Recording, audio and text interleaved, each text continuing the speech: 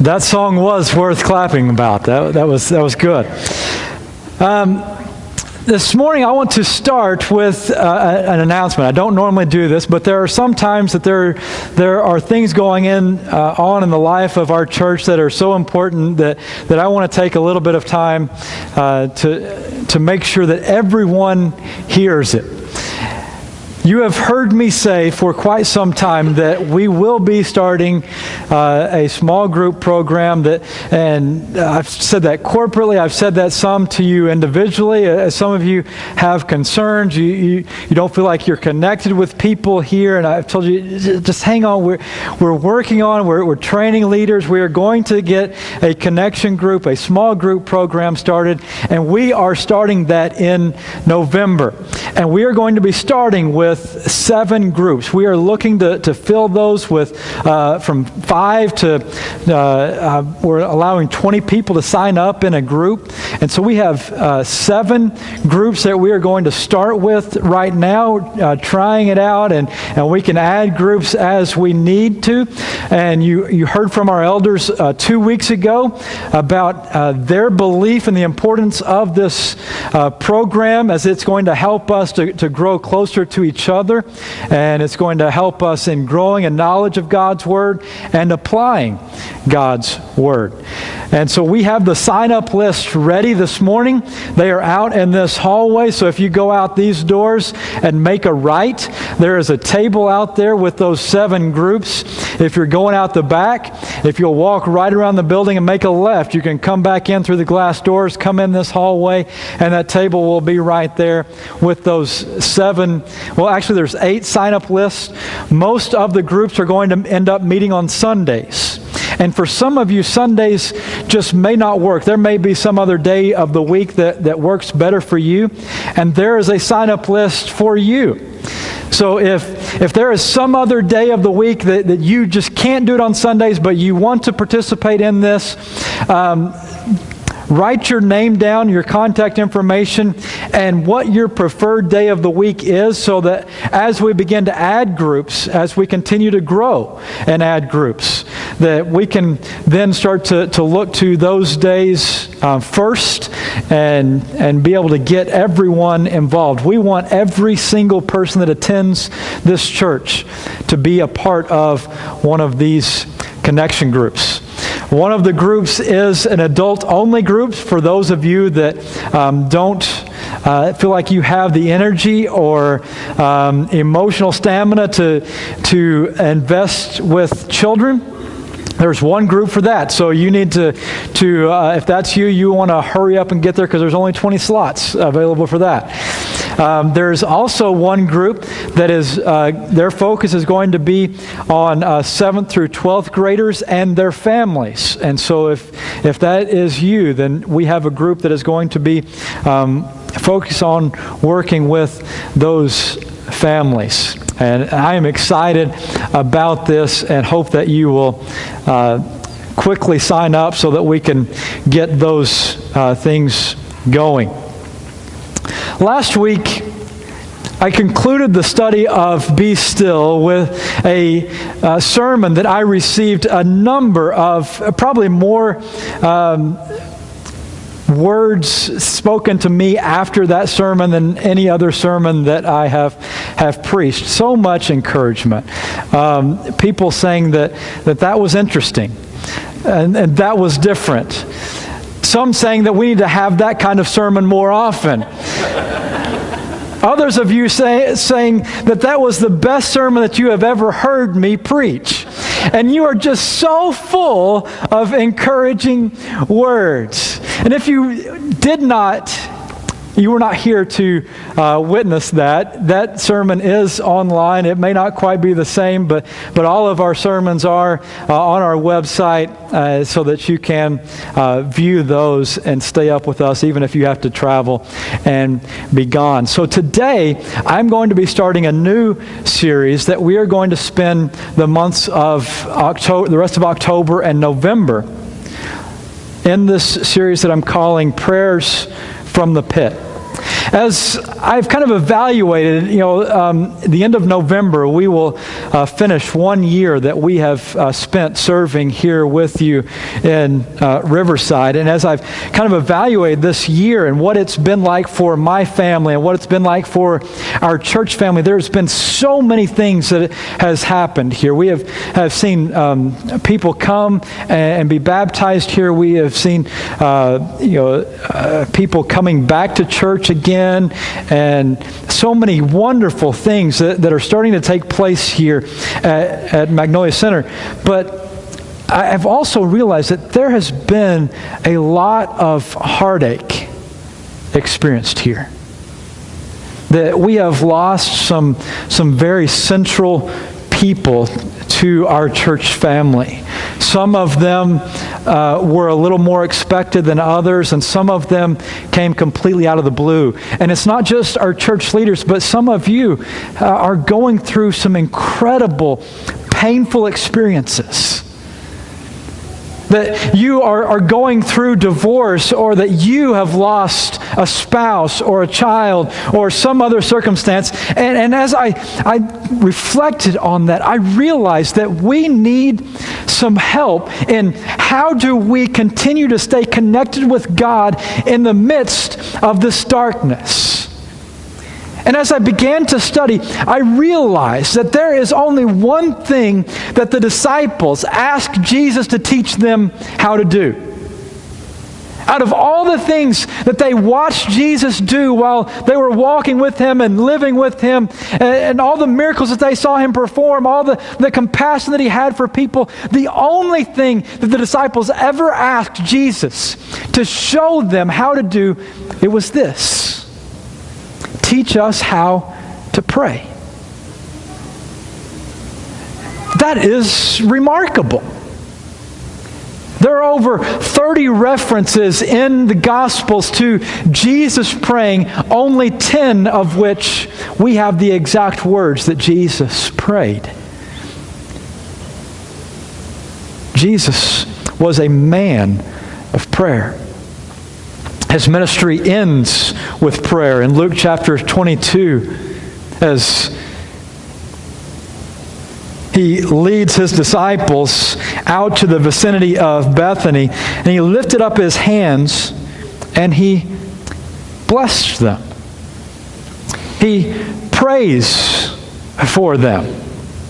Not only does Jesus end His ministry on earth with prayer, but He begins His ministry in prayer in Luke chapter 3, verse 21. When all the people were being baptized, Jesus was baptized too. And as He was praying, heaven was opened. And it's at that point that the Spirit descends on Him like a dove. But it begins with prayer. It ends with prayer. And it is prayer that the disciples ask Jesus, teach us. We see something in you and the way that you pray, that there's some kind of relationship, there's something that is missing that we want to learn from you. I mentioned that there are only 10 recorded prayers of Jesus. Interestingly, all of them take place after Luke chapter 9, verse 21. And in Luke chapter 9, verse 21, Luke tells us that Jesus resolutely sets His face towards Jerusalem. In Jerusalem, where He is going to be arrested, He is going to be tried and convicted, even on these trumped up charges, and hanged on the cross. Jesus knows that that is waiting for Him, and now that becomes His sole focus.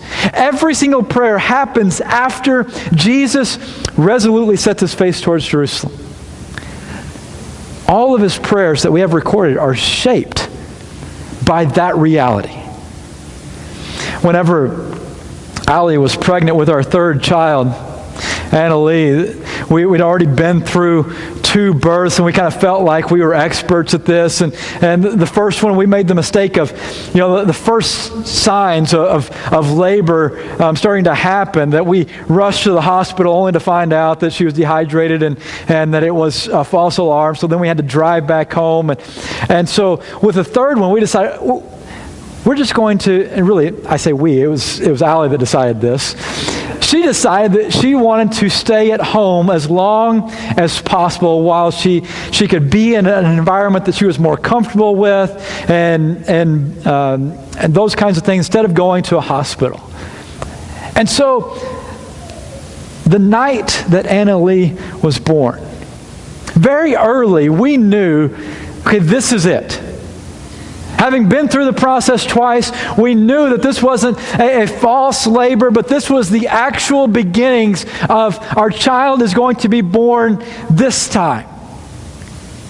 And so we went to Target and started walking around. And Allie was joking, and we were talking about all kinds of things. And then there was this moment.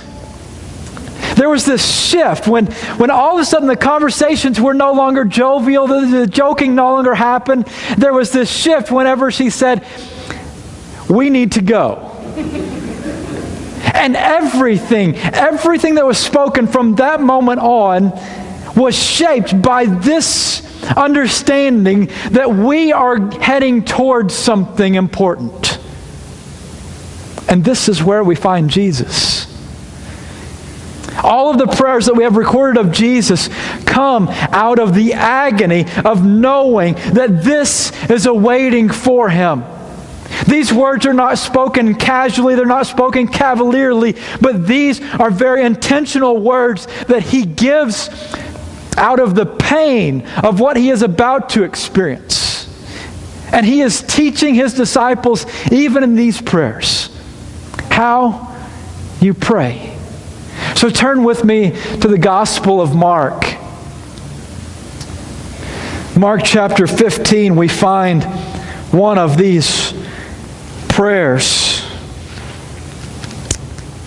This prayer Jesus actually utters while he is on the cross.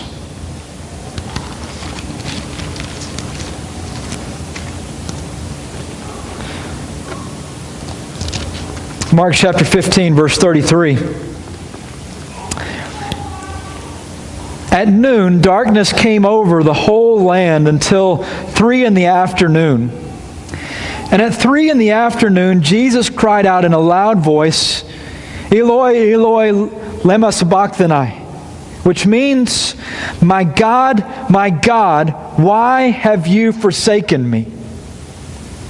When some of those standing near heard this, they said, "Listen, he's calling Elijah." Someone ran, filled a sponge with wine vinegar, put it on a staff, and offered it to Jesus to drink.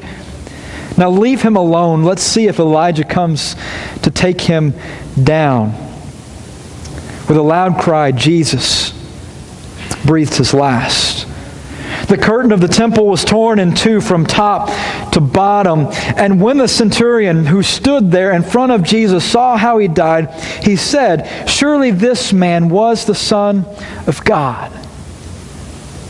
I don't know if you have ever had the experience of being in the room when the last breath is taken. But my guess is that in that moment, you have never watched somebody breathe their last breath and then thought, this was God.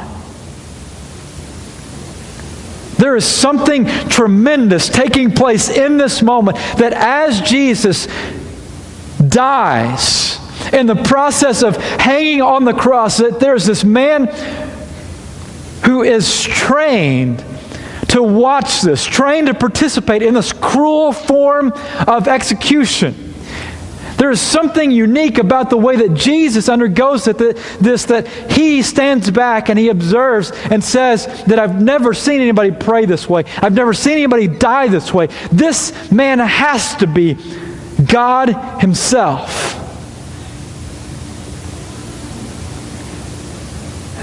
Jesus' prayer is not a prayer that you would expect Jesus to pray. It's a prayer that is, Mark tells us, spoken when darkness comes over the whole land. Darkness is used throughout the Bible as a metaphor for the evil that is experienced. It is a physical darkness, and the Bible represents spiritual darkness. In fact, whenever Jesus is arrested in Luke chapter 22, he looks at the mob that is coming towards him, and he surrenders to them, telling them that now is your hour when darkness reigns. The Gospel of John says that Jesus is the light of the world. And this imagery of God and His purity being light, and evil and Satan and all of the effects of that being darkness is rich throughout Scripture. Jesus here is using the word darkness as a metaphor for everything that is wrong with us, everything that is wrong with the world, everything that's wrong with the human race. And in this darkness, we experience disorientation. In 1915, Ernest Shackleton was a British explorer who took his ship, Endurance, and tried to reach the South Pole. But they got stuck in the Arctic ice, and their ship was destroyed. Every single one of them survived, and it's a fascinating story. One of the biographers of Ernest Shackleton wrote about that experience and said that of all the things that Shackleton and his men experienced, of starvation, of being in contact with all of the wild beasts and all the dehydration, everything they experienced, the hardest thing they experienced was darkness. He said, "In all the world there is no desolation more complete than the polar night. No warmth, no light, no movement. Only those who have experienced it can fully appreciate what it means to be without the sun, day after day and week after week. Few unaccustomed to it can fight off its effects altogether, and it has driven some men mad." In this place that he found himself in, where the sun had set, and for months at a time the sun never rose, all they had was darkness. They were completely disoriented. Walter Brueggemann is an Old Testament scholar, and he describes that there are 3 different kinds of psalms, which would have been the Jewish people's prayer book. There are psalms of what he calls orientation. Those are psalms of reminders that the world is created with order, and that everything happens because God is in control of it. And they are psalms, they are prayers of praise. Then there are psalms of reorientation. That after some traumatic event, God has somehow proven that He is still in control. And these are the most exuberant praise. But then there's the third category, and that's the psalms of disorientation. The psalms that are the hardest for us to read and comprehend, that they are in our Bibles. They are the psalms that are the groanings of those who are wrestling with the darkness that they find themselves in. Jesus is quoting from one of these psalms, Psalm 22. My God, why have you forsaken me?" Jesus, experiencing this literal and spiritual darkness, gives us some components of what makes for a good prayer. How can we stay in relationship with God in our darkness? And let's be honest, we all face darkness. In fact, I just want to take a moment here to remind us of how everyone is experiencing darkness. I want to ask for you to think back over this last year. And I want to ask that you stand if any of these statements are true for you. If in the last year, you or someone you know has been wrestling with addiction, whether that be drugs or alcohol, pornography, gambling, any kind of addiction, would you please stand?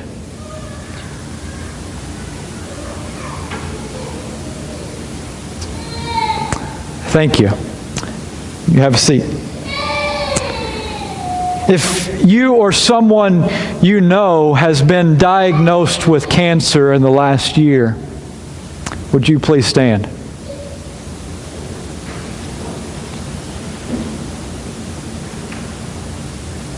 Thank you. You can have a seat. If you or someone you know in the last year is either going through a divorce or is still wrestling with all of the pain that is caused by a divorce, would you please stand?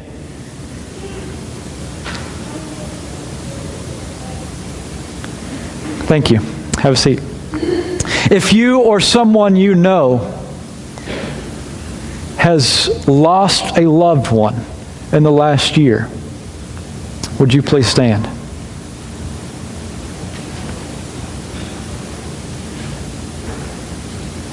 Thank you. You have a seat. Now I want you to notice that every single one of those, no one stood alone. And again, this is part of the reason that we believe that the small group setting is going to be so valuable, because it's easy to come into this group and look at everybody else's faces and see the smile that they have and think that they have it all put together. When in reality, every single one of us has been in some way touched, impacted, shaken by the darkness of this world. And we're all wrestling with, how do we still relate to God? We're all crying out, my God, why have you forsaken me?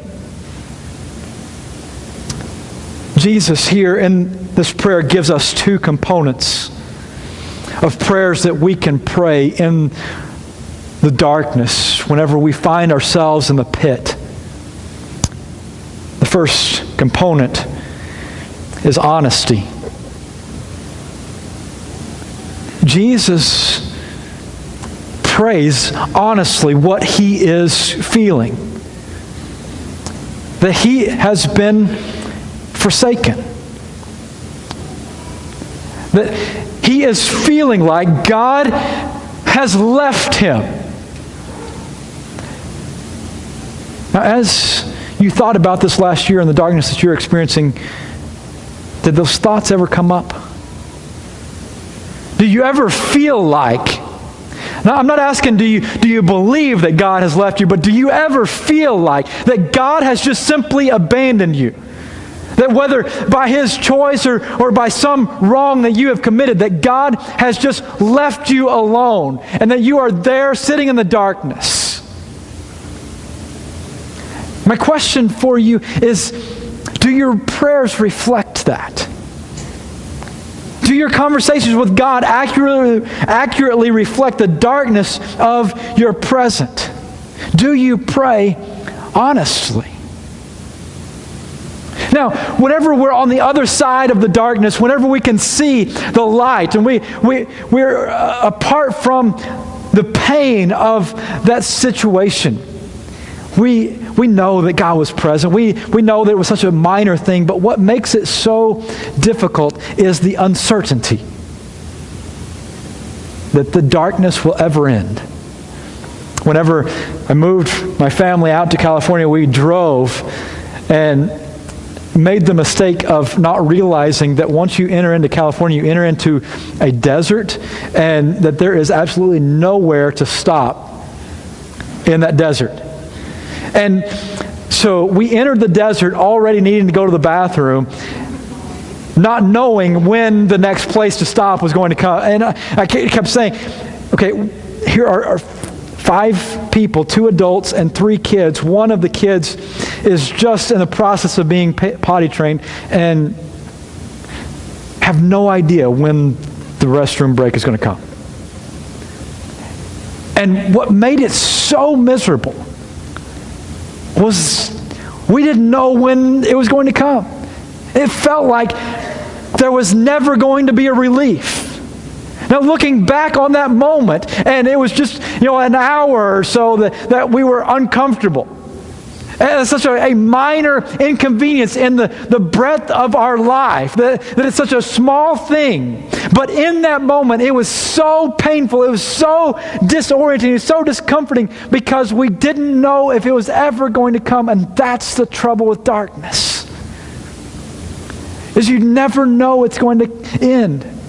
Sometimes we look at the Israelites of the Old Testament and we say, how could they be so foolish and not believe God whenever they got into the wilderness, that He would provide for them? And it's easy to say when you're not in the wilderness, because you know that the wilderness ends. But when you're in the wilderness, you don't know that it's going to end. And Jesus here gives us permission to pray honestly,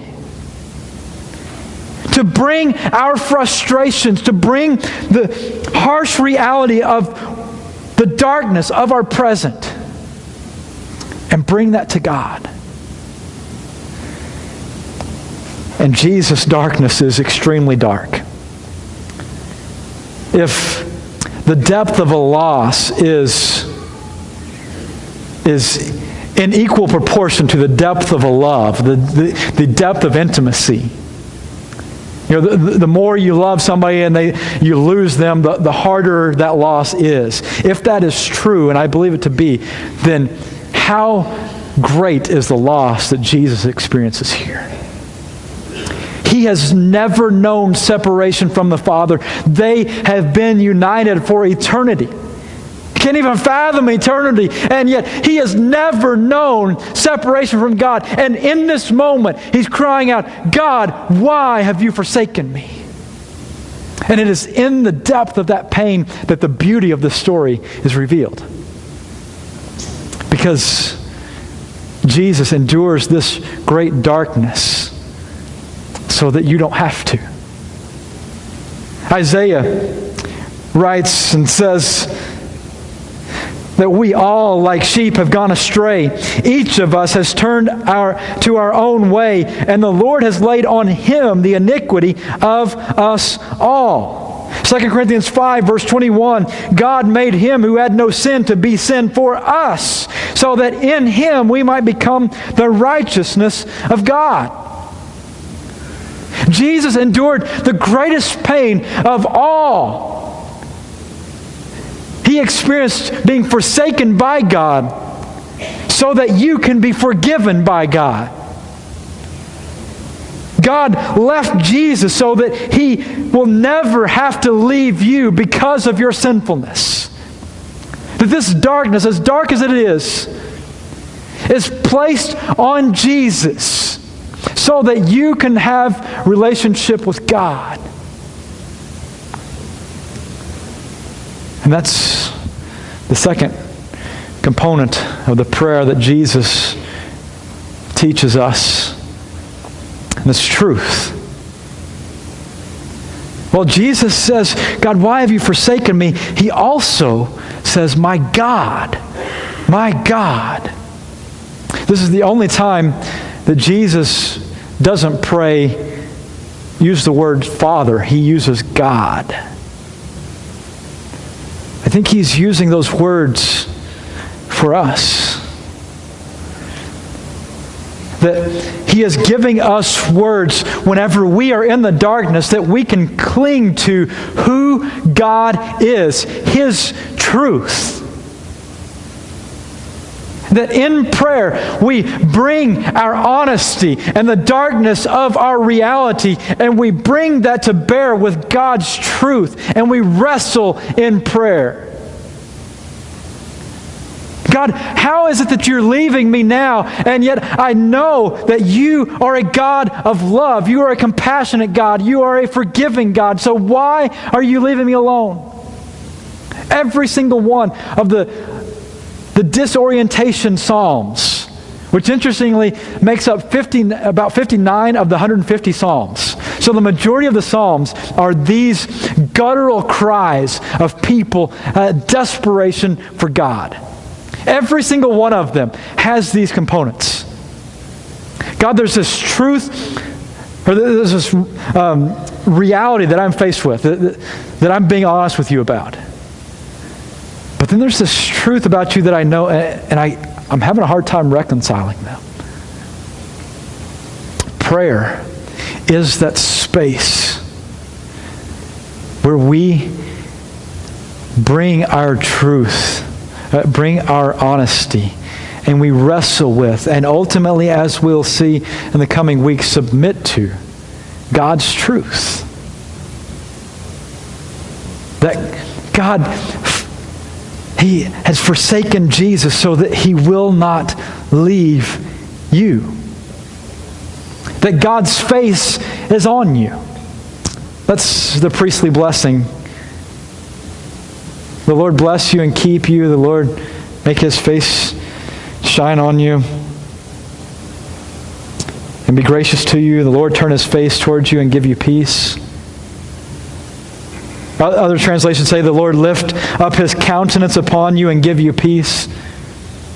That was a radical prayer whenever God gave that to Aaron to bless the nation of Israel. That God would turn His face towards you.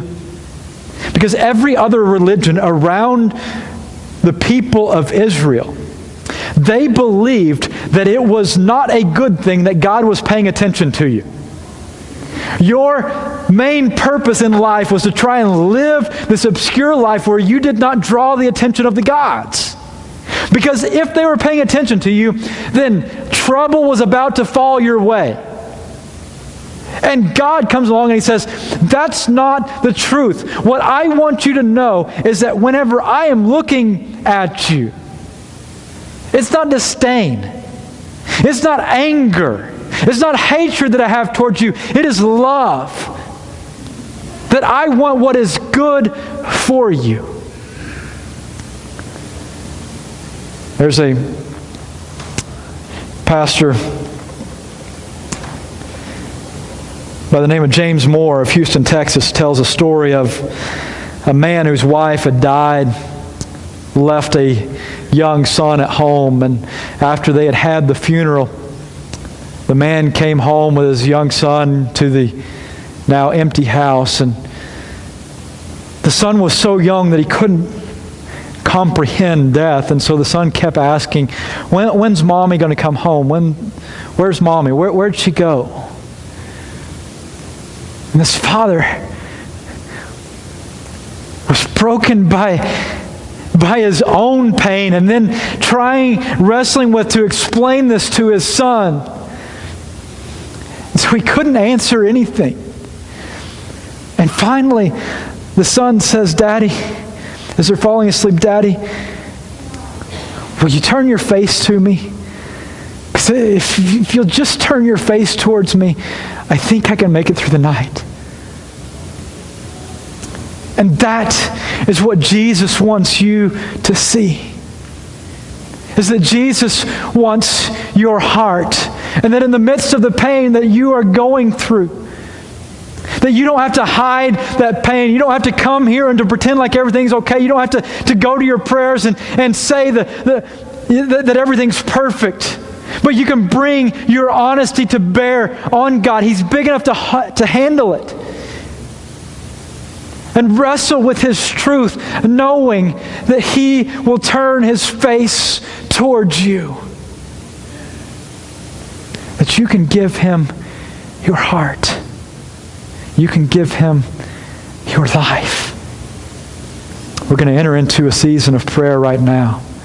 And if there is a way that we can pray for you, if you need to respond to the gospel message, if for the first time God has revealed to you that Jesus has paid that separation from God so that you don't have to, we beg you, we implore you to come now as we stand and sing together.